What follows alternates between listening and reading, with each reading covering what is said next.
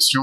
Je crois que aujourd'hui, si on regarde, hier encore, j'étais en train de vérifier, mais de janvier 2023 à aujourd'hui, depuis le début des éliminatoires de la Coupe d'Afrique, j'ai envie de dire que toutes les équipes, en réalité, ont convoqué entre 26, 27, 28, voire même une trentaine de joueurs. Et après, petit à petit, dilué. Je pense que aujourd'hui, tout le monde est conscient de la dureté de cette CAN, des difficultés qu'il y a de cette CAN, les matchs, comment ils sont disputés et comment c'est difficile, entre les baisses de forme, entre les suspensions, entre les maladies.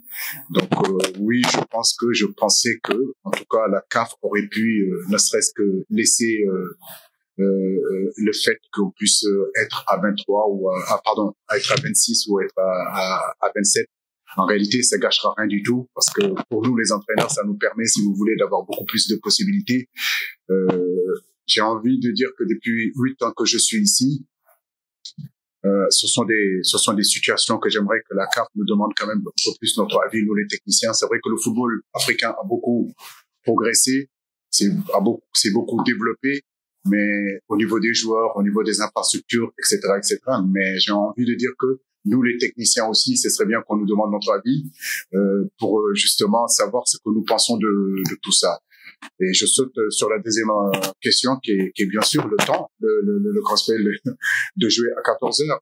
Rappelez-vous, la dernière CAN, on avait joué à 14 heures à Bafoussam. On venait de sortir quand même, on était finaliste en 2019 et puis on arrive en altitude 14 heures. On a joué contre le Zimbabwe, on a joué contre contre la Guinée à 14 heures. Il n'y a aucun médecin qui vous dira que jouer à 14 heures, c'est bon pour la santé des joueurs. Je pense qu'il est important aussi que la Confédération africaine pense à ces joueurs-là, qui comprennent que pour que la CAN soit belle, il faut mettre aussi dans les meilleures conditions de performance les joueurs.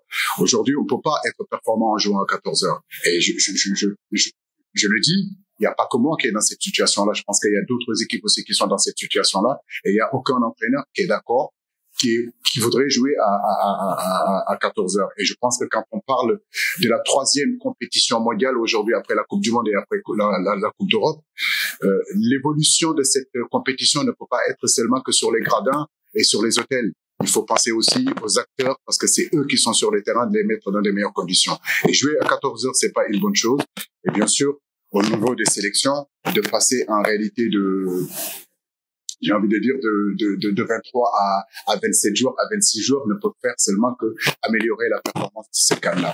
Je pense que c'est 2 questions qui sont importantes et nous attendons une réponse en réalité de la part de notre confédération et de la part de nos dirigeants. En plus, je peux terminer, d'autant plus que dans cette confédération, il y a des légendes. Il y a des joueurs qui ont déjà joué, qui ont une commission. Il y a une commission des légendes, des joueurs qui y sont. Je pense qu'aujourd'hui, tous ces anciens joueurs-là ont eu à jouer sur le continent africain et ils connaissent les difficultés de jouer à 14 heures. Est-ce qu'on leur demande leur avis? Est-ce que ces légendes-là qui sont là, dans leur commission, est-ce que quand les décisions se prennent, est-ce que vraiment on les associe? Parce que je pense pas que Jérémy Nitap qui a déjà joué pour le Cameroun ou bien Anthony Bafoué qui est dans cette commission-là vont donner, la balle pour faire jouer les équipes à 14 heures, etc. Je pense qu'il faut demander aux footballeurs quand même les réalités du terrain. Et ça, c'est important. Numéro 1 du sport au Sénégal, sport.com, est maintenant disponible en version application mobile sur iOS et Android. Retrouvez l'actualité du Sénégal pour tous les sports en direct sur votre téléphone. Football, lambe, basket, sport de combat, athlétisme et bien d'autres disciplines. Toutes les statistiques des championnats sénégalais, les matchs, les résultats, les classements à suivre en direct sur votre application Sport.